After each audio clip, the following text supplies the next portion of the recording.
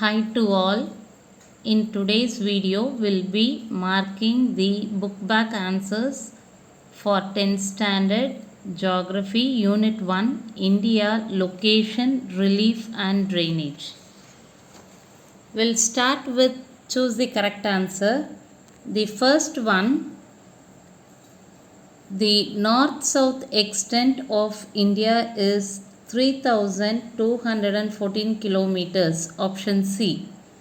Second one, Dash River is known as Sorrow of Bihar. Option C, Kosi. Third one, a landmass bounded by sea on three sides is referred to as option C, peninsula. Fourth one, the Pak Strait and Gulf of Mannar separates India from option C, Sri Lanka. The highest peak in South India is option C, Anaimudi. Sixth one, Dash plains are formed by the older alluviums. C, Bankar. Seventh one, Pulicat Lake is located between the states of option D, Tamil Nadu and Andhra Pradesh. Match the following. I am showing you all the five matches. First one, Sangpo. The spelling is T-S-A-N-G-P-O. T is silent, so it should be pronounced as Sangpo. Answer is River Brahmaputra in Tibet. Second one, Yamuna. Answer is tributary of River Ganga. Third one, New Alluvium. Khadar. That is the answer.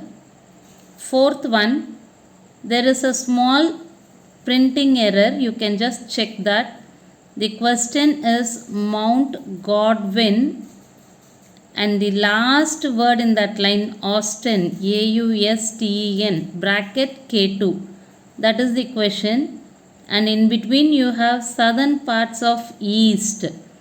It should be added with the side B, coastal plains. It should be near coastal plains.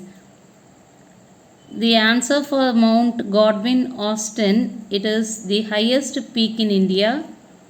Fifth one, Coromandel Coast. The answer is the southern parts of east coastal plains. The next one is give reasons. Generally, give reason helps us to develop our reasoning skill. We can answer these questions when we understand the content of the lesson and also the reasons why these happenings takes place. Like for example, we have 4 questions here. All the 4 are questioning how or why. So when we search for these reasons, we get the answers. So now let me start. I'll help you to understand and how to answer these questions. First one, the Himalayas are called young fold mountains. So now we have to know why the Himalayas are called as young fold mountains. We can have the answer for this in page number 131. Here in this paragraph, the paragraph explains about how the Himalayas were formed and how the formation has turned it to be a fold mountain. Second line, it is an young fold mountain, and the paragraph the answer starts like this. It was formed by the movement of Eurasia landmass in the north and Gondwana landmass in the south. The Tethys Sea found between these two landmasses was uplifted by the compression, and the resultant landform was the Himalayas. So when these two landmasses met each other and it formed like a fold, and we have the fold mountains.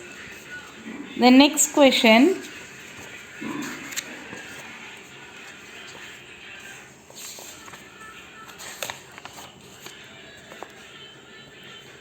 North Indian rivers are perennial. The answer is in page number 138. Here this paragraph tells us about the Himalayan rivers. These rivers are found in North India and originate from the Himalayas. So they are also called as Himalayan rivers. These are perennial rivers. I have made some corrections here for you to understand. As the northern rivers, they start from Himalayas. So these Himalayas are snow covered. Once the snow start melting, they provide water throughout the year that makes the rivers perennial rivers.